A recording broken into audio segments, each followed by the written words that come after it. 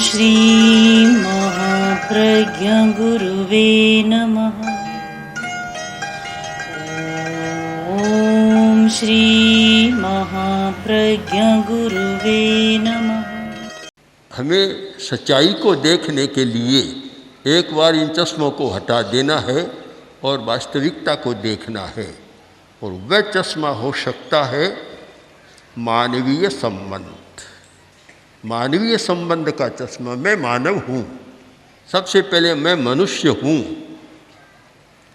बस ये चश्मा लग जाए तो फिर बहुत सारी समस्याएं सुलझ जाएगी। पर यह चश्मा तो लगता नहीं। अब प्रारंभ से ही सब धर्म के लोग ऐसा चश्मा लगा देते हैं कि किसी को तो अपना दोस्त मानते हैं, किसी को शत्रु मानते। यह हमारी बड़ी समस्या है। आदमी को सबसे पहले देखने की सच्चाई होनी चाहिए। एक कोई भिखारी भीख मांग रहा था, अवस्था छोटी थी। संयोग की बात है कि वहाँ शेख सादी उधर से निकले। उन्होंने देखा तो भिखारी बहुत प्रसन्न था, वैसा था।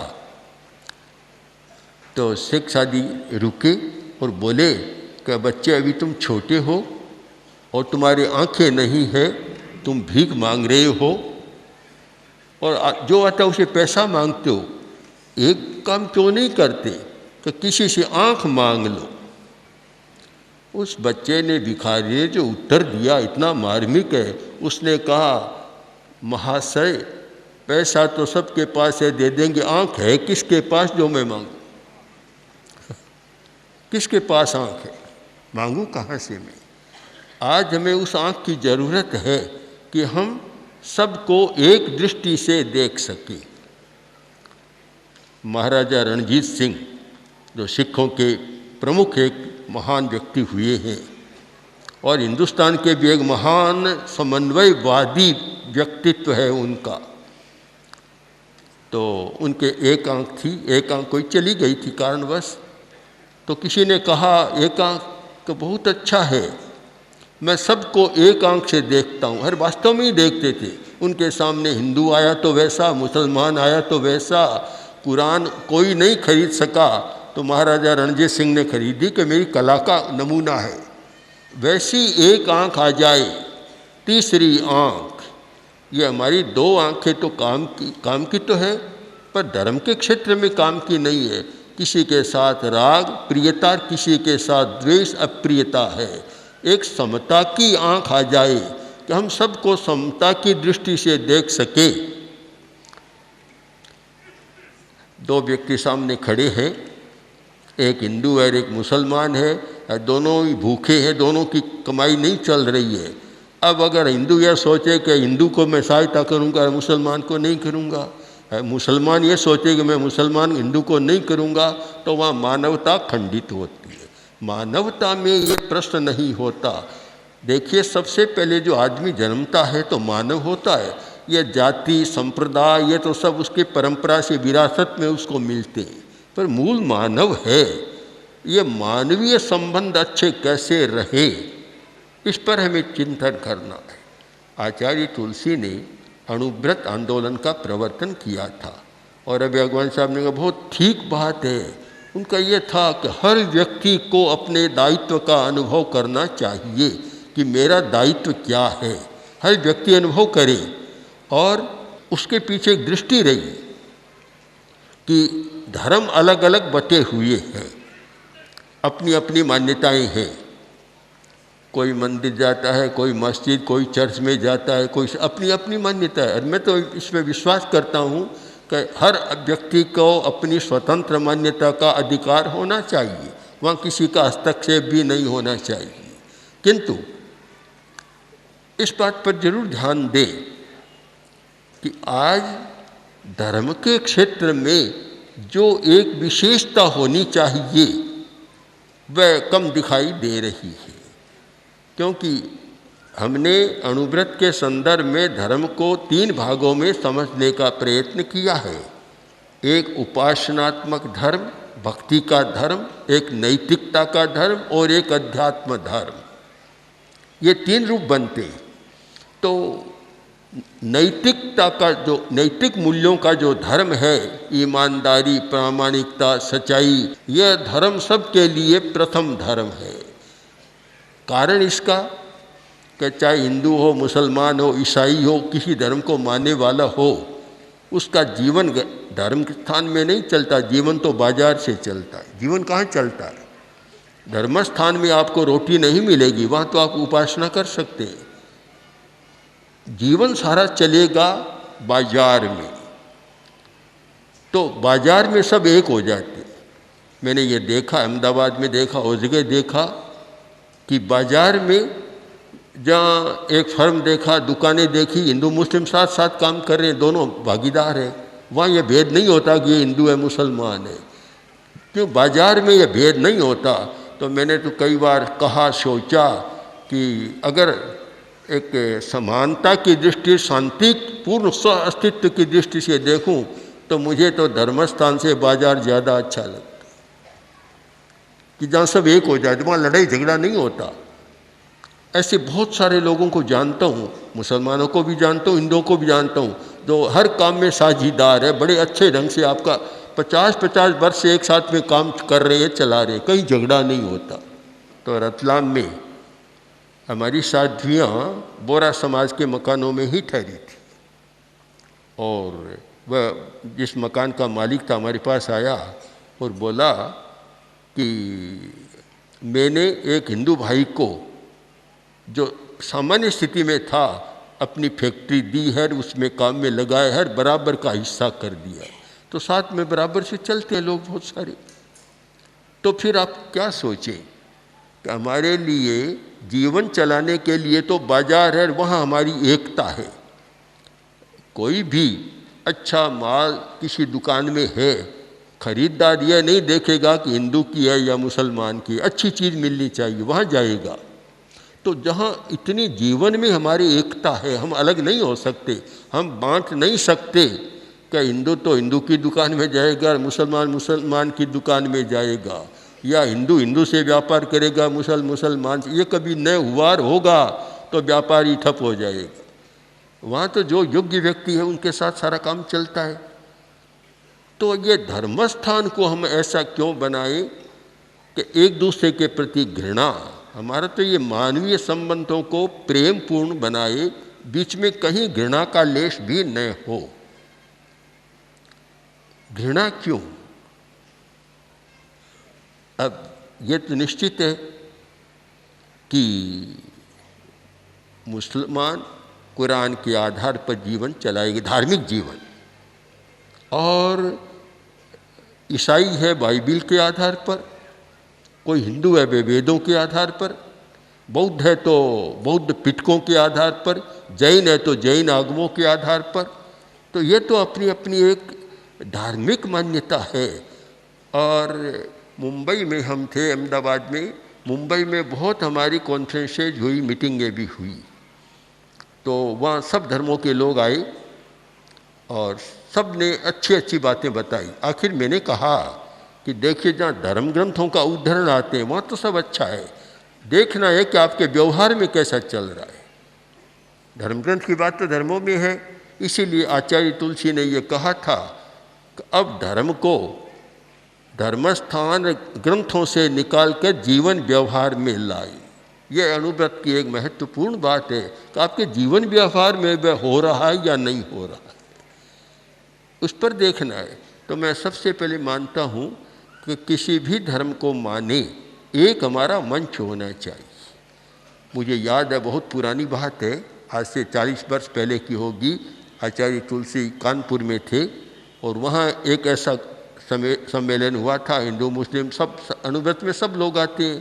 तो एक मुस्लिम विद्वान व्यक्ति ने कहा कि आचार्य जी, ये पहला मंच आपने बनाया है नैतिकता का, नैतिकता के मंच पर हर कोई आ सकता है, वहाँ कोई भी यह धर्म का भेद आड़े नहीं आता, तो आप इस मंच को और अधिक पुष्ट बनाएं तो ये हिंदुस्तान का बहुत बड़ा भला होगा। मैं देखता हूँ कि यह कार्य आगे बढ़ा है। आचार्य तुलसी का ये सपना था, वे चाहते थे कि हिंदुस्तान में ये जाति और सांप्रदायिक संघर्ष समाप्त हो जाए। ये जातिवाद के नाम पर बहुत चलता है। अब देखिए, आश्चर्य तो ये है कि एक संप्रदाय में हिंदुओं में चलता है जातिवाद के आधार पर। बिहार में ऐसी स्थिति है कि एक दूल्हा घोड़ी पर जाता है तो उसे हरिजन है, दलित वर्ग का है, तो उसे घोड़ी उतार देते, जाने नहीं देते। कितना भयंकर एक जातिवाद का भद्दा रूप है कि भला आदमी के साथ इतना एक तिरस्कारपूर्ण और अपमानपूर्ण व्यवहार, क्योंकि वह उस कल में जन्म गया। अब जन्मना कोई हाथ की बात नहीं है। एक बहुत सुंदर प्रसंग है, जब कर्ण और अर्जुन, तो कर्ण बहुत शक्तिशाली था, किंतु उसे माना जाता है कि वह सूत कुल में जन्मा था। तो सबने कहा कि ये कर्ण भाग नहीं ले सकता इसमें। तब कर्ण ने कहा, क्या कहते हैं आप, सूतो वा सूत पुत्रो वा यो वा को वा भवाम्यहम मदायत्तम तु पौरुषम जन्म कुलायत्तम मदायत्तम तु पौरुषम, कि मैं सूत हूँ या सूत का पुत्र हूँ, इससे आपको क्या लेना देना है। जन्म है वह नियति के आधार पर है, बल मेरे आधार पर है। अब मेरे सामने आकर देखिए, तो हर व्यक्ति का अपना बल होता है, पौरुष होता है। हम थोड़ा सा दृष्टिकोण बदले, एक चश्मा नया लगा लें तो सब ठीक दिखाई देने लगेगा। मैंने तो देखा कि हर जाति में अच्छे आदमी होते। हम कहें कि अमुक जाति है इसमें अच्छा नहीं है, तो सबसे बड़ा ये गलत चश्मा लगा हुआ है। मैं आपको अहिंसा यात्रा की घटना बताऊं कि हम मुंबई जा रहे थे अहमदाबाद से, और रास्ते में छोटे छोटे गांव आए। एक गांव आया जो मुस्लिम प्रधान था, जहाँ तो हमारे लिए ठहरने की व्यवस्था एक स्कूल में की थी। वहाँ हमें ठहरना था और साथ में 200, 300, 400 लोग थे, इतनी बड़ी व्यवस्था करनी थी। तो ये निश्चित था, किंतु संयोग ऐसा मिला कि हमारे ही संप्रदाय के, मतलब जैन संप्रदाय के कुछ मुनि वहाँ पहले आकर ठहर गए थे। तब कार्यकर्ता हमारे व्यवस्थापक गए और बोले कि यहाँ तो हम रह नहीं सकते, अब स्थान कम हो गया। तो फिर वहाँ मुस्लिम भाइयों ने कहा कि आप चिंता न करें, आप हमारे बंगलों में रहेगी। हम फिर गांव में गए, उनके बंगलों में रहे, कोई कठिनाई नहीं आई। हमने हर जगह देखा, बात की, खूब उनके बीच में रहे। हमें यह नहीं लगा कि कोई खराब आदमी हमें मिला, या तो हमारा दृष्टि दोष है, हमें कोई खराब मिला ही नहीं। और यह सच्चाई है कि आदमी कोई खराब नहीं होता, परिस्थिति बस या कुछ मान्यताओं बस व चश्मे के कारण खराब हो जाता है। जरूरत है हमारा चश्मा बदले। धर्म अपनी व्यक्तिगत साधना की चीज़ है, आप करें, जैसी इच्छा हो वैसे करें, किंतु समाज ये सब के लिए समान होता है। क्योंकि जैसे 4 पुरुषार्थ माने गए हैं, काम, अर्थ, धर्म और मोक्ष, या प्रभु के पास जाना, कुछ भी कहते। तो ये काम और अर्थ, ये दोनों समाज के साथ चलते हैं। इसमें तो समाज की व्यवस्था ही काम देती है, अर्थ कोई अलग नहीं। आज तो ऐसा है कि कोई भी राष्ट्र ऐसा नहीं जो आर्थिक संबंध न जोड़े। हर किसी के साथ आर्थिक संबंध जोड़ते हैं, आर्थिक विकास करना चाहते हैं। मैंने गुजरात में अनेक बार कहा कि हिंदू भी गाँवों में रहते, हिंदू मुसलमान सब साथ थे। तो हमने कहा, देखिए, आप अगर विकास करना चाहते हैं तो शांति के सिवाय कोई उपाय नहीं है। लड़ते झगड़ते कभी विकास नहीं होगा। सारी शक्ति लड़ाई में कब जाएगी, विकास का प्रश्न ही नहीं उठता, और गरीबी बढ़ जाएगी। गांव के आदमी वैसे ही गरीब हैं और गरीब हो जाएंगे। अगर शांति से रहे तो फिर आप विकास कर सकते हैं, आगे बढ़ सकते हैं। तो शांति की बात, धर्म की बात छोड़ दें आप। धर्म के क्षेत्र में तो शांति रहनी चाहिए, किंतु सामाजिक जीवन में भी शांति नहीं है, वहाँ विकास नहीं हो सकता। और अब देखेंगे, जिस समाज ने, जिस राष्ट्र ने विकास किया है तो शांति के वातावरण में किया है। जापान इतना आगे बढ़ा है, अगर वही जापान लड़ाई में, शस्त्रों के निर्माण में लगा रहता तो आज इतनी बड़ी आर्थिक शक्ति नहीं बन पाता। तो एक शांति की बात, मानवीय संबंधों के सुधार की बात और नैतिकता की बात, ये हमारे प्रमुख तत्व होने चाहिए। मैं देखता हूँ कि मुस्लिम समाज का एक आध्यात्मिक संप्रदाय है सूफी समाज। किसी भी आध्यात्मिक व्यक्ति से जो भारत में हजारों वर्ष की परंपरा में हुए हैं उनसे कम नहीं लगते। बहुत विकास किया है, इतना आध्यात्मिक है कि उनके सामने एक बार एक श्रद्धा से भाव झुकता है कि कितने अध्यात्म तक पहुँचे, कैसे किया है। तो अनेक संत ऐसे हैं, हुए हैं। तो हम इसको, ज्ञान को, साधना को किसी संप्रदाय में बांटे नहीं कि अमुक संप्रदाय तो अच्छा है, वहाँ होता है, अमुक अच्छा नहीं है। यह गलत धारणा मानता हूँ, इसको मिटाना चाहिए। हर जगह हर आदमी अच्छा हो सकता है और अच्छाइयाँ हुई है, अच्छे लोग हुए हैं और जिन्होंने बहुत काम किया है। तो हम इस पर विचार करें कि हमारा एक ऐसा प्लेटफॉर्म हो कि जहां हम कोई सांप्रदायिक सामाजिक समस्या को सुलझा सकें। राजस्थान में हम एक कस्बा में पहुँचे, बालोतरा, जो औद्योगिक क्षेत्र है, नगर है, इधर पाली, उधर शिवांची मालानी में बालोतरा एक अच्छा औद्योगिक क्षेत्र है। वहाँ हम गए। जैसे ही गांव में प्रवेश किया, सबसे पहले एक दरवाज़ा एक मुस्लिम भाई का बनाया हुआ था। एक अहिंसा की रैली भी वहाँ निकाली गई, वह बाद में सब लोग बैठे थे। तो मैंने पूछा, आपके यहाँ कभी ये दंगा हो तो नहीं होता? उन्होंने कहा बिल्कुल नहीं होता। कारण यह है कि हमने नागरिकों की एक समिति बना ली, उसमें कुछ मुस्लिम भाई है, कुछ हिंदू भाई है, जैन, सब लोग साथ हैं।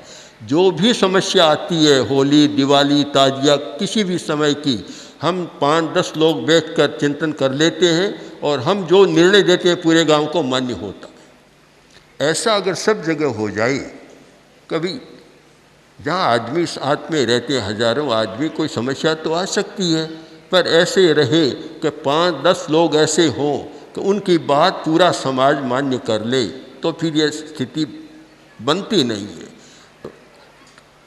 एक कारण है, दो बातों पर मैं अधिक ध्यान देता हूँ, आवश्यक भी मानता हूँ, आप लोग भी शायद ध्यान दें कि ये सब झगड़े आदि होते हैं, एक तो घृणा के कारण, दूसरा आवेश के कारण।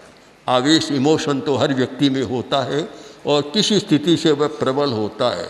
अगर हम प्रारंभ से ही विद्यालयों में, मदरसों में विद्यार्थियों को ये पढ़ाएं, सिखाएं कि देखो, संप्रदाय अपने तक सीमित रखो, न दूसरों में हस्तक्षेप करो, न दूसरों पर थोपने का प्रयत्न करो, अपनी मान्यता को खूब अच्छी तरह से चलाओ, और घृणा मत रखो, सबके साथ प्रेम का व्यवहार। दूसरी बात कि अपने आवेश पर भी कंट्रोल करना सिखा दिया जाए, क्यों वह तो फिर घरेलू बात है, घर में झगड़ा होता है, आवेश होता है, तो सबसे पहले आवेश का फल किसको मिलता है? माता पिता भाई, उनको मिलता है, वहाँ झगड़े शुरू हो जाते हैं। तो ये दो बातें अगर हमारे जीवन में आ जाएं, जो अणुव्रत के मूल सूत्र हैं, एक तो जाति संप्रदाय के नाम पर किसी में घृणा का भाव न भरा जाए, सब में भाईचारे का, बंधुता का भाव भरा जाए, कि आवेश पर कंट्रोल करना सिखा दिया जाए। अपना क्रोध है, अहंकार है, लोभ है, भय है, इन पर कंट्रोल करना सिखा दिया जाए तो एक अच्छा आदमी बन सकता है। और जो अच्छा आदमी होता है वह जितना हिंदू के लिए लाभदायी उतना मुसलमान के लिए लाभदायी होगा, वह किसी के साथ करेगा नहीं। मैंने ऐसे लोगों को देखा है, मैंने जाकिर हुसैन से देखा, बहुत हमारा संपर्क रहा जाकिर हुसैन से। मैंने ऐसा चतुर और विलक्षण व्यक्ति कम देखा किसी समाज में। इतने विलक्षण थे और इतना उनमें आवेश पर नियंत्रण था। एक घटना उनकी आपको बताऊं कि नौकर था और नौकर आलसी था, बहुत देरी से उठता। जाकिर हुसैन ने कई बार कहा कि तुम थोड़ा जल्दी उठा करो, उठता नहीं है। तो वे प्रयोग धर्मा थे, गांधी से बहुत साथी या प्रभावित थे, गांधी के विचारों से ही सारे, और बड़े शांत व्यक्ति थे। तो एक दिन वे आए, उठे, चाय बना ली, चाय का प्याली कप लेकर और गए और बोले, मालिक उठो, चाय पीने का समय हो गया। और उस नौकर जगह देखा तो जाकिर हुसैन खड़े, इतना शर्मिंदा हुआ। उसके बाद कभी कहना नहीं पड़ा कि तुम जल्दी उठा कर। हमें प्रयोग धर्मा बनना है कि हम ऐसे प्रयोग करें जिससे कि एक बार तो पत्थर भी पिघल जाए। आप ये निश्चित माने कि आवेश, कड़ाई, दंड से आदमी बदलता नहीं है, और प्रेम और सहानुभूति से आदमी अपने आप बदल जाता है। ये सारी बातें तो एक बार हम ऐसे करें कि जहाँ सार्वजनिक जीवन है वहाँ धर्म के कारण कोई विक्षेप न करें, अपनी मर्यादा में रखें। वहाँ सार्वजनिक जीवन को सार्वजनिक जीवन की भांति जीना सीख जाएं। अगर ये चश्मा लग जाए और हमारी शिक्षा में थोड़ा सा परिवर्तन आ जाए तो मैं मानता हूँ कि मानव जाति का बहुत भला हो सकता है, हिंदुस्तान का भी बहुत भला हो सकता है। मैंने मुंबई में और जगह छोटे गांव में मैंने लोगों से पूछा, एक जगह गांव में थे पर बहुत प्रबुद्ध अध्यापक मुस्लिम भाई और आ गए थे 10-20। तो उन्होंने कहा कि आचार्य जी, मैं पूरे विश्व की यात्रा करके आया पर मैंने हिंदुस्तान जैसा बढ़िया देश नहीं देखा। हम हिंदुस्तान को छोड़ के जाने वाले नहीं है, जा भी नहीं सकते। फिर मैंने कहा, फिर परिषद में कहा कि 15 करोड़ मुसलमान है, कभी आप कल्पना करते हैं देश को छोड़ के चले जाएंगे? कभी नहीं जाएंगे। अपनी मातृभूमि को कैसे छोड़ेंगे? और वैसे तो गुजरात में देखा, मुसलमान जितनी बढ़िया गुजराती बोलते हैं, शायद हिंदू भी से कम नहीं है। मराठी में मराठी वो देखा, अपनी मातृभाषा, अपनी मातृभूमि छोड़ जाने वाले नहीं है। जब आप जानते हैं कोई बाहर न हिंदू जाएगा न मुसलमान जाएगा, फिर लड़ने झगड़ने से आपको मिलेगा क्या? सिवाय नुकसान के, हानि के और कुछ नहीं मिलेगा। और शांतिपूर्ण सह अस्तित्व रहे, जो हमारी अहिंसा यात्रा का एक मुख्य निष्पत्ति सूत्र था। अहिंसक चेतना का जागरण, नैतिक मूल्यों का विकास, यह तो उद्देश्य था। निष्पत्ति में यह था कि शांतिपूर्ण सह अस्तित्व, तो हम विकास करेंगे, अच्छे काम कर सकेंगे, अच्छे अच्छे सारे काम करेंगे। कभी मानवीय एकता के संदेश को हम जनता तक कैसे पहुंचाएं? ओम आर। आचार्य महाप्रज्ञ 20वीं 21वीं सदी के अतुलनीय दार्शनिक, अद्वितीय विचारक, विलक्षण साहित्यकार, अद्भुत प्रवचनकार तथा जन उद्धारक थे। उनके सृजनशील चिंतन कल्याणी वाणी ने प्रत्येक व्यक्ति के हृदय में एक स्थान बनाया। सरल भाषा में जीवन की सच्चाइयों को छूने वाले उनके विचार श्रोता व पाठक के हृदय में उतरकर आत्मनिरीक्षण, स्वदोष दर्शन व आत्म परिष्कार की भावना जागृत करते हैं।